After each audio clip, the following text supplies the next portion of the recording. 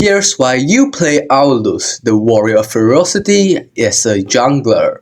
First off, Aulus has incredible sustainability, allowing him to stay in fights for extended periods and recover health quickly. He also has strong scaling, making him a monster in the late game with his passive buffs. Aulus excels at dealing massive damage with his enhanced basic attack and ultimate, making him a threat in both 1v1s and team fights. However, Aulus is weak in the early game and relies on stacks for his basic attacks from his passive, making his performance dependent on ramping up through farming. He also lacks any dash skills, making him vulnerable to crowd control and enemies with high mobility. Aulus's passive ability, Fighting Spirit, increases his attack speed and physical penetration for each stack gained after damaging an enemy. When he possesses stacks, Aulus gains bonus movement speed and his basic attacks deal additional damage. This allows him to become a late game powerhouse, especially during extended fights. Aulus's first skill, Aulus Charge, grants him extra movement speed and reduces incoming damage from the front. This makes it a perfect initiation tool to close the gap on enemies or escape unfavorable situations. You can also remove slowing effects, allowing for greater mobility in battle. Aulus's second skill, the Power of Axe, lets him deal a large amount of damage in a fan-shaped area while empowering his basic attacks. This skill also grants him health recovery with each empowered basic attack, boosting his sustainability in fights. Use this to clear jungle camps quickly